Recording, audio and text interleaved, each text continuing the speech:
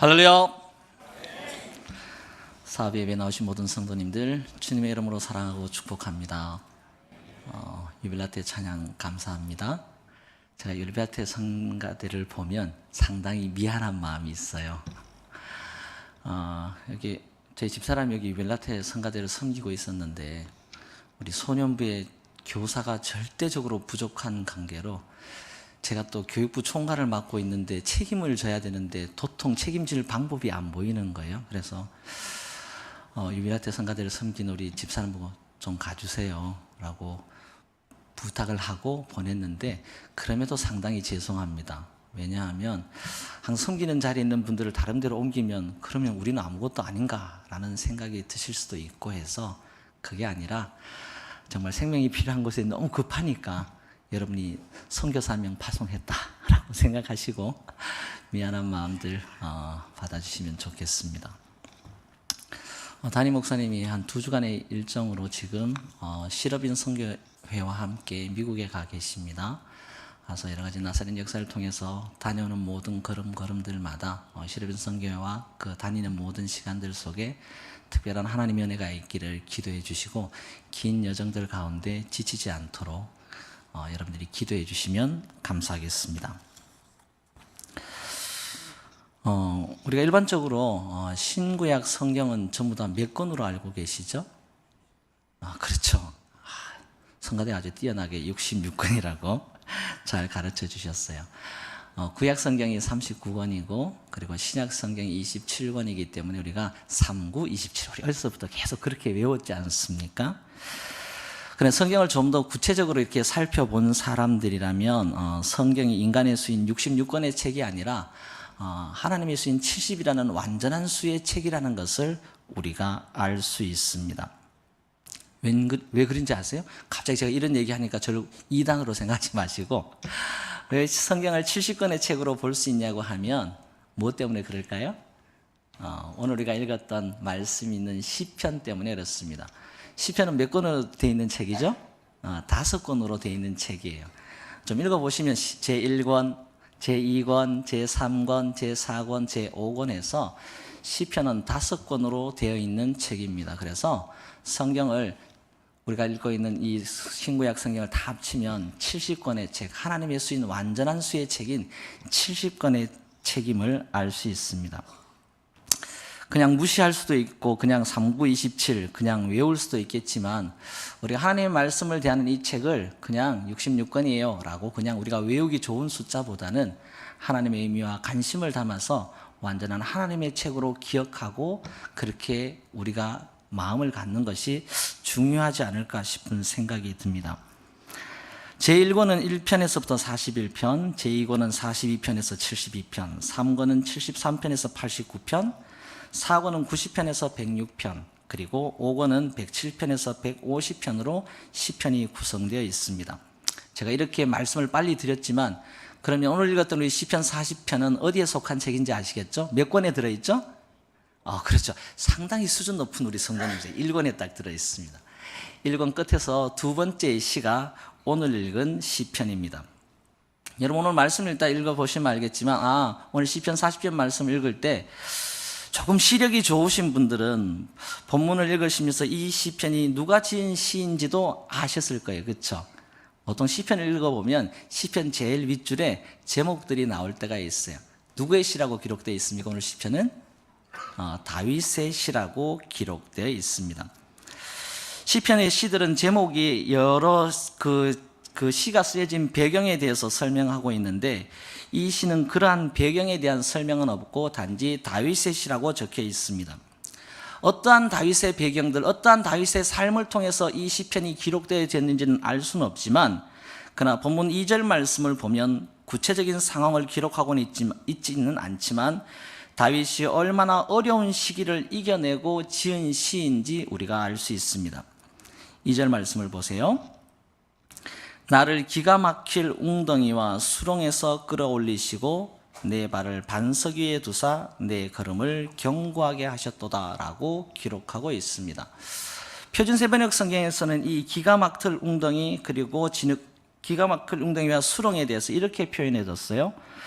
주께서 나를 절망의 구렁텅이에서 건져주시고 진흙 수렁에서 나를 건져주셨네. 내가 반석을 딛고 서게 해주시고 내 걸음을 안전하게 해주셨네 라고 번역하고 있습니다. 도저히 감당할 수 없고 이겨낼 수 없는, 이겨내기 힘든 어려운 일들이 닥치게 되면 여러분, 우리가 가장 먼저 하게 되는 일이 뭡니까? 자, 이렇게 물어보면 정답은 뭐죠? 기도죠. 그렇죠? 그런데 제가 오늘 설교를 준비하다가 우리 간사님 옆에 있길래, 청년교회 간사님 옆에 있길래 물어봤어요. 똑같은 질문으로. 간사님, 도저히 감당할 수 없고 이겨내기 힘든 어려운 일이 닥치면 가장 먼저 하게 되는 게 뭐예요? 라고 물어보니까 우리 간사님 이렇게 됐어요. 멍 때리는 거요. 그 다음에는 뭐예요? 계속 멍 때려요. 그러다가 정신을 차리게 되면 기도하게 된다, 이렇게 얘기하는데 실제 우리의 삶이 그런지도 모르겠습니다. 갑자기 어려운 일이 닥치고 내가 감당할 수 없는 일, 내가 피할 수도 없고 내가 어떻게 할 수 없는 그런 일들이 닥치면 우리가 가장 먼저 기도해야 된다고 생각은 하고 있는데 어쩌면 우리 청년교회 간사님처럼 멍 때리고 그러다 정신이 좀 차려 이제 기도해야 되는 거 아니야? 라고 생각하는지도 모르겠습니다. 그런데 정답은 기도입니다. 다윗은 1절 말씀에서 자신이 처한 절망적 상황 속에서 내가 부르짖었다라고 고백하고 있습니다. 영어 성경을 번역을 보면 이걸 cry, pray라는 단어를 안 쓰고 cry, 울부짖었다, 눈물 흘리며 기도했다라고 단어를 쓰고 있는데 이 단어의 히브리어 단어는 샤우아라는 단어입니다. 그 뜻은 도움을 청하는 부르짖음이라는 의미를 갖고 있는데 이 단어는 고통 중에서의 외침, 압제당하는 자의 부르짖음, 그리고 극한 상황에 처해 있는 자의 부르짖음을 묘사할 때 주로 이 단어를 사용했습니다. 출애굽기 2장 23절 말씀에 보면 이스라엘 백성들이 애굽에 머물러 있어 노예 생활 속에 너무 고통스럽고 힘들 때 그들이 하나님께 부르짖었다라고 표현할 때도 이 단어를 사용했어요. 여러 해 후에 애굽 왕은 죽었고 이스라엘 자손은 고된 노동으로 말미암아 탄식하며 부르짖으니 그 고된 노동으로 말미암아 부르짖는 소리가 하나님께 상달된지라라고 말하는 것처럼 하나님을 향한 간절한 부르짖음이 이를 때 이 단어를 사용했습니다. 근데 여러분 오늘 1절 말씀을 자세히 읽어보면 좀 재밌는 표현이 나와요. 근데 1절에서 다윗은 1절 말씀에서 자신의 이 부르짖음을 다르게 표현하고 있습니다. 이 간절한 부르짖음을 어떻게 표현하고 있습니까? 내가 여호와를 기다리고 기다렸더니 귀를 기울이사 내 부르짖음을 들으셨도다 라고 했어요. 내가 하나님께 부르짖었다라고 끝나는 것이 그 앞에는 뭐라고 기록하냐면 내가 여호와를 기다리고 기다렸다라고 표현하고 있어요. 그가 하나님을 향한 간절한 부르짖음을 어떻게 바꾸어 표현하고 있냐 하면 하나님을 향한 이 간절한 부르짖음을 간절한 하나님을 향한 기다림으로 표현하고 있습니다. 그리고 그 기다림의 방향에 대해서도 함께 기록해 뒀습니다. 일반적으로 히브리어에서 같은 말을 반복하는 것은 강조를 뜻해요. 그러므로 이 말씀을 이렇게 번역할 수도 있습니다. 내가 여호와를 기다리고 기다렸더니 라는 말씀은 내가 여호와를 간절히 기다렸다니. 또 다르게 표현해 보면 내가 여호와를 끈기 있게 기다렸더니 라고 표현할 수 있습니다. 여러분, 기도는 나의 불안한 마음을 쏟아내는 하나님을 향한 일방적인 간구가 아닙니다. 기도는 하나님을 향한 간절한 부르짖음이에요. 그리고 기다림입니다. 하나님 한 분만이 나를 구원하실 수 있다는 요동하지 않는 믿음의 간구가 기도입니다. 하나님을 향한 온전한 신뢰를 뜻합니다. 많은 성도들이 기도하지만 기다리지 않습니다. 기도하면서도 엄청 요동합니다. 부르짖지만 근심을 그대로 안고 여전히 두려움 가운데 부르짖고 있습니다. 간절해 보이지만 힘없이 요동하고 있습니다. 그런 모습을 보면 기도하고 있는데 정말 하나님이 살아계신가라는 생각이 들 때도 있습니다. 마태복음 4장 35절에서 41절 말씀에 우리가 아주 익숙한 이야기가 나옵니다. 예수님께서 제자들과 함께 배를 타시고 갈릴리 호수를 건너가고 있을 때 큰 풍랑이 일어납니다. 그래서 그 큰 풍랑이 일어나자 어떻게 됩니까? 배에 물이 가득하게 됩니다. 제자들은 그들이 할 수 있는 최선을 다해서 물 퍼내는 일을 했어요. 그런데도 그들이 물 퍼내는 것보다 차오르는 물이 더 많기 때문에 결국 배가 가라앉을 만큼 됐어요. 배에 물이 가득했다라고 기록되어 있습니다. 그러다 한계에 부딪히자 아무리 수고해도 더 이상 배가 가라앉아 있는 것을 막을 수 없게 되자 그때 제자들은 예수님을 향해서 베개를 베고 주무시는 예수님을 그때서 깨웁니다. 마가복음 4장 38절 말씀입니다. 예수께서는 고물에서 베개를 베고 주무시더니 제자들이 깨우며 이르되 선생님이여 우리가 죽게 된 것을 돌보지 아니하시나이까? 라고 이야기합니다. 제자들은 풍랑에 배가 요동하는 만큼이나 그들의 마음 또한 요동하고 있습니다. 그 요동치는 마음으로 인해 예수를 향하여 부르짖지만 그것은 더 이상 기도가 아닙니다. 예수는 왜 우리를 도와주지 않습니까? 왜 우리를 돕지 않으십니까? 당신도 지금 일어나셔서 이 가라앉는 배를 위해 무엇인가 하셔야 되는 것 아닙니까? 라고 이야기하고 있습니다. 그들의 눈에는 베개를 베고 주무시는 주님의 평안이 보이지 않아요.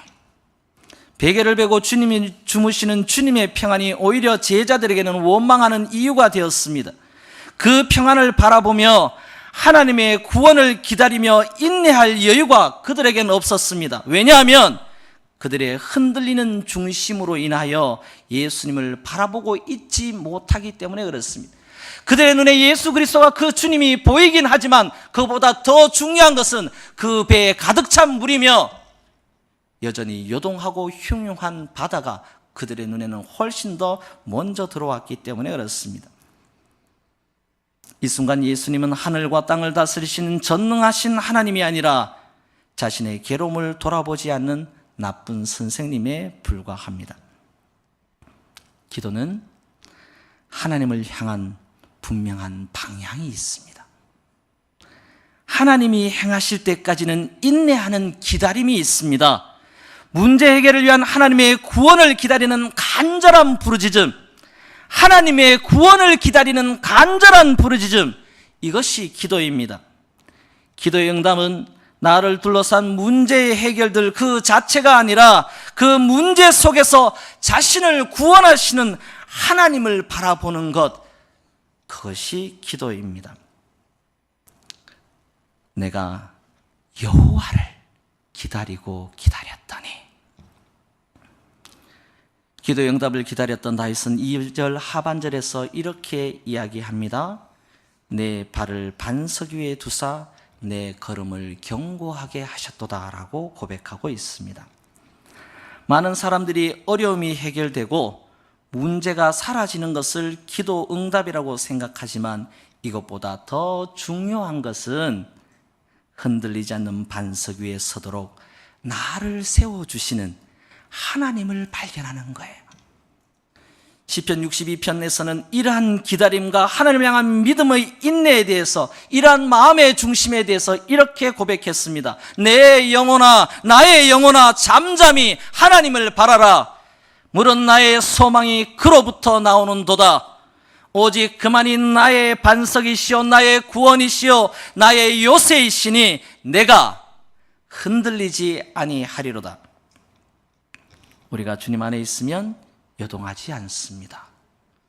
여러분 지금 많이 요동하고 계시다면 어떻다는 뜻이에요?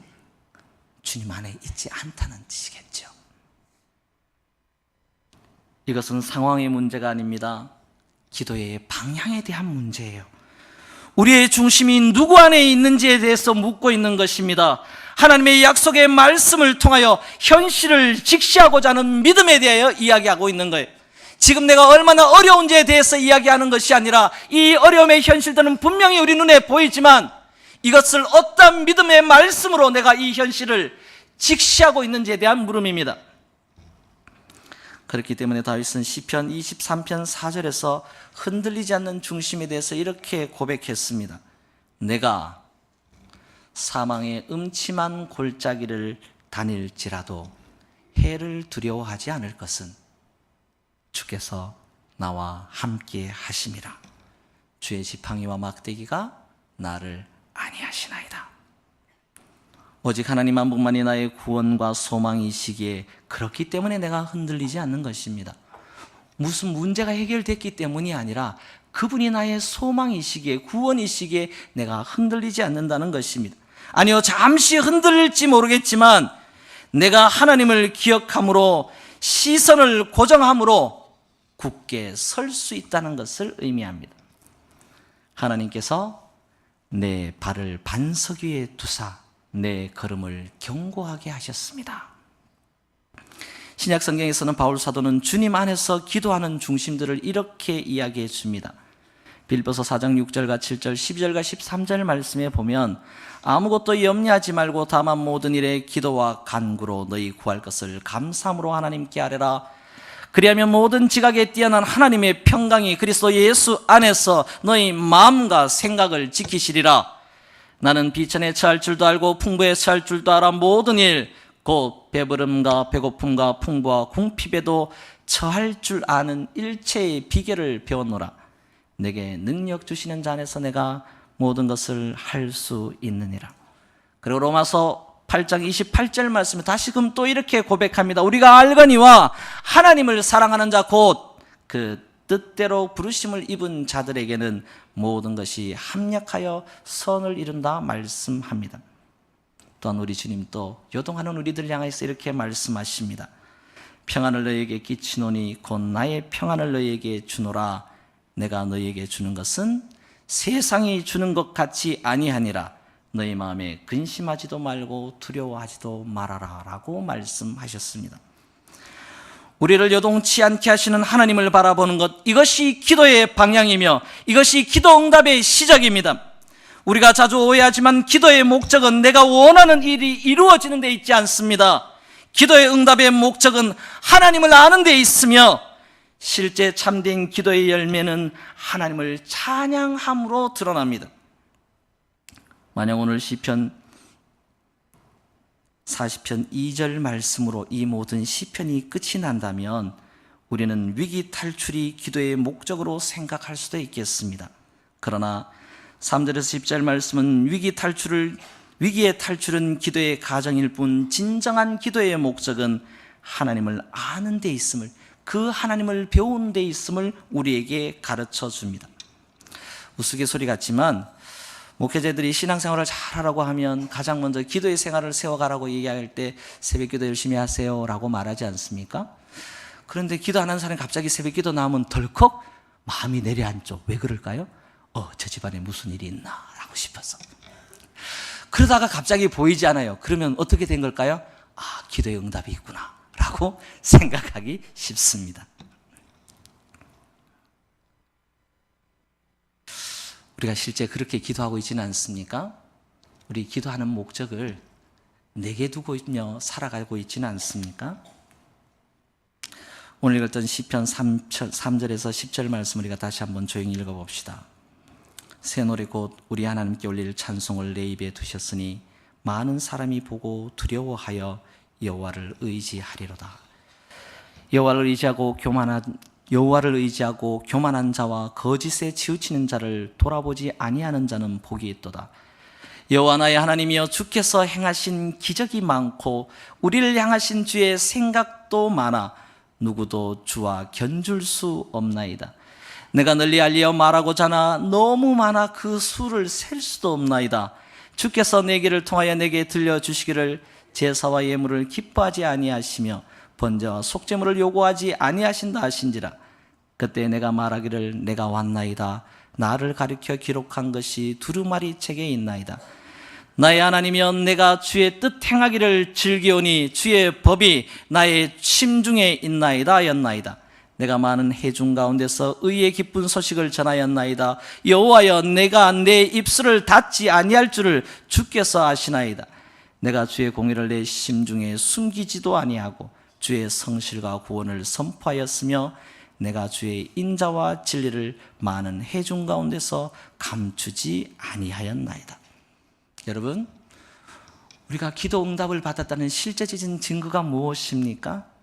그것은 내가 정말 하나님 안에 있다고 고백하며 하나님의 기도 응답을 받았다는 실제적인 증거는 하나님을 찬양하는 새 노래에 있습니다.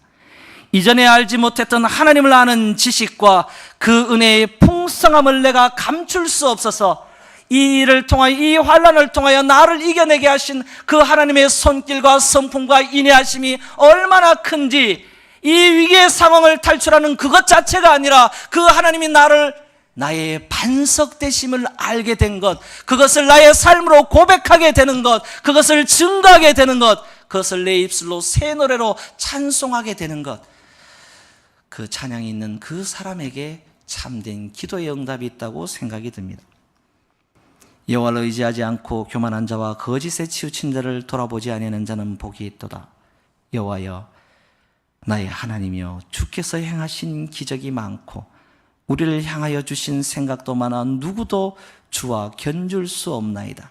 내가 널리 알려 말하고자 하나 너무 많아 그 수를 셀 수도 없나이다.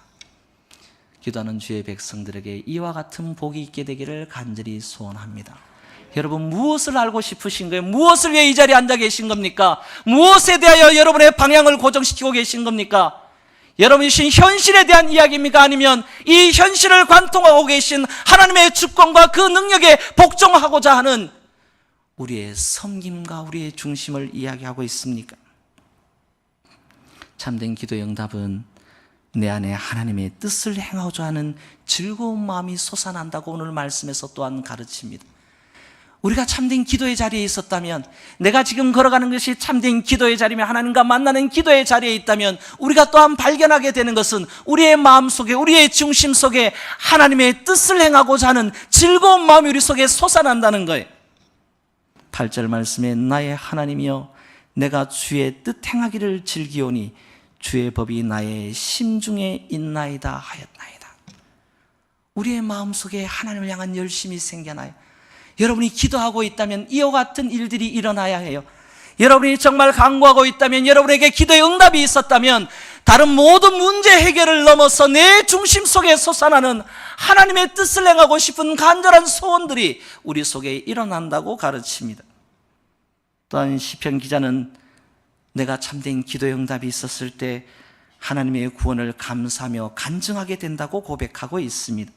이 은혜의 삶이 생수처럼 흘러가 다른 사람의 영혼을 살리고 그들도 반석이신 하나님과 함께 있기를 소원하기에 내가 그 선포함을 주저할 수 없다는 거예요. 그들도 이 반석 위에 서게 하는 것, 이것이 기도의 응답이며 목적이 된다고 말씀하고 있습니다.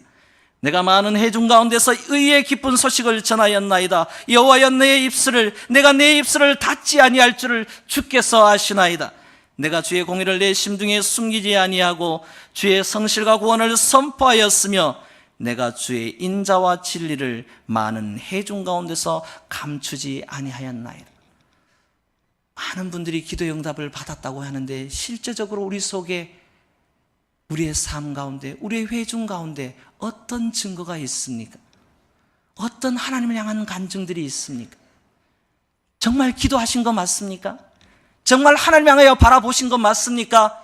단지 문제 해결 그 자체를 위하여 이 자리에 서 계신 것은 아닙니까? 바라기는 여러분의 중심 가운데 하나님을 향한 기도의 방향들이 온전했으면 좋겠어요. 여러분의 눈이 온전히 하나님을 향하며 그 온전한 방향을 쫓아 여호와를 기다렸다는 이 간절한 고백들이 우리의 삶을 통하여 흘러갈 수 있게 되기를 간절히 소원합니다. 오늘 우리의 모든 삶이 하나님의 기도의 응답 가운데 있음을 기억해 주십시오. 어떤 일이 생길 때마다 기도하는 것이 아니라, 여러분, 우리의 모든 삶이 하나님의 기도의 응답 가운데 있습니다.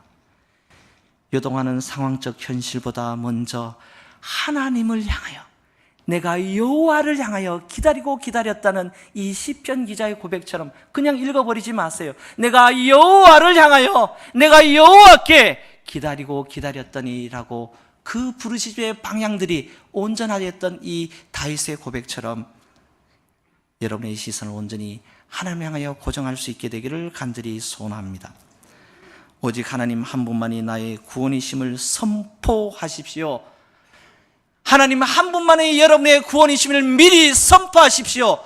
이 일이 이루어졌을 때 나의 구원이 아니라 그분이 나의 구원이시기 때문에 이 자리에 예배하는 이 순간 기도의 응답을 위한 자리가 아니라 하나님의 구원을 선포하는 믿음의 자리가 되기를 간절히 소원합니다. 기도는 단순한 인생의 역전이 아니라 우리의 삶을 역전의 삶으로 세우시고 바꾸어 가시는 하나님을 경험하고 그분을 찬양하는 믿음의 훈련을 잊지 않았으면 좋겠습니다. 여러분, 이제 가을입니다.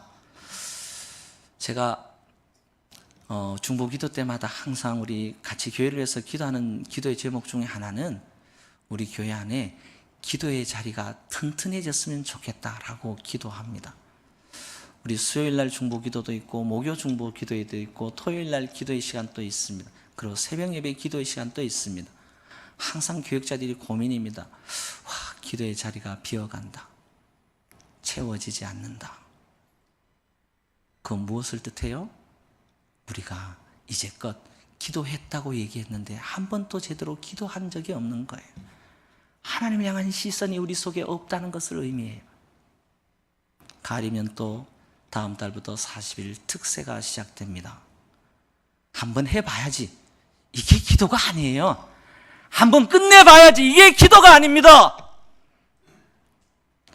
하나님을 향하여 내 열심을 드러내는 것이 기도가 아니라 하나님의 열심이 내 삶 가운데 어떻게 역사하는지 그 간절한 기다림으로 내 삶은 어떻게 세워갈 수 있는지 바라고 소원하는 것, 그것이 기도 응답의 시작이지 않습니까? 그렇다면 여러분, 이제부터 기도하셨으면 좋겠습니다. 특별한 일이 없어도 이제 하나님을 신뢰하는 즐거움으로 이 기도의 자리에 나오십시오. 성도님들의 매일의 삶에서 하나님을 아는 즐거움들이 풍성해졌으면 좋겠어요. 여러분, 왜 신앙생활 하면서 가난한지 아세요? 우리가 가난하게 살아서 그래요. 매일마다 그렇게 기도하니까 기도의 목적과 방향도 없이 단지 내 필요에 때야만 하나님을 찾을 수 있는 것처럼, 그렇지 않다고 얘기하지만 우리의 삶이 그것을 증명하고 있지는 않습니까? 오늘 우리가 읽은 이 시편 40편의 다윗의 기도처럼 내가 하나님을 여호와를 기다리고 기다렸다니, 우리 모든 성도님에게 이런 간절한 하나님을 향한 기다림이 있게 되기를 간절히 소원합니다. 이 기도의 열심으로 이 가을을 다시금 세워가며 우리의 신앙을 온전히 세워갈 수 있게 되기를 간절히 소원합니다. 그와 같은 삶 속에서 하나님이 내 삶을 얼마나 풍성하게 하시고 내 삶을 얼마나 영화롭게 하실지, 오늘 시편 기자가 고백했던 것처럼 나의 새 노래, 하나님을 향한 풍성한 그 지식들과 내 고백들을 셀 수 없어서 나눌 수 없을 만큼 풍성함이 내 속에 있어서 어느 자리에 어떤 예배의 자리에 있든지 우리가 그 기쁨으로 충만한 우리 상암동 교회가 되기를 간절히 소원합니다. 그와 같이 이 한 주간 또 주님을 기다리시고 소원하는 주의 백성들 되기를 주님의 이름으로 간절히 축원합니다. 우리 찬송가, 우리 314장 우리 찬송하시면서 우리의 이 간절한 마음을 함께 믿음으로 고백할 수 있게 되기를 소원합니다.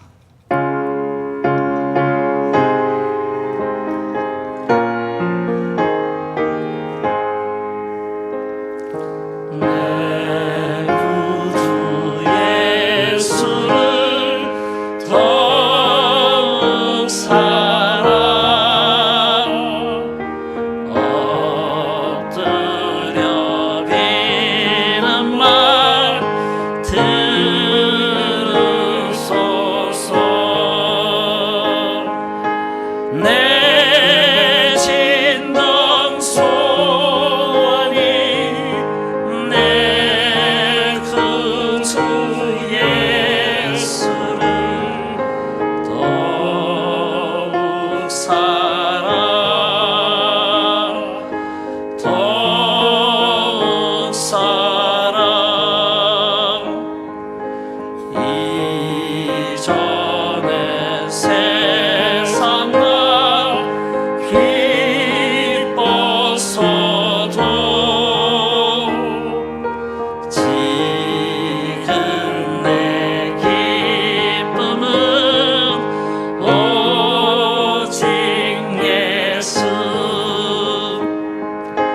다만 내비는 말 내 구주 예수를 더욱 사랑 더욱 사랑 이 세상 떠날 때 찬양하고 숨질 때 하는 말 이것일세 다만 내 피는 말 내 구주 예수를 더욱 사랑 더욱 사랑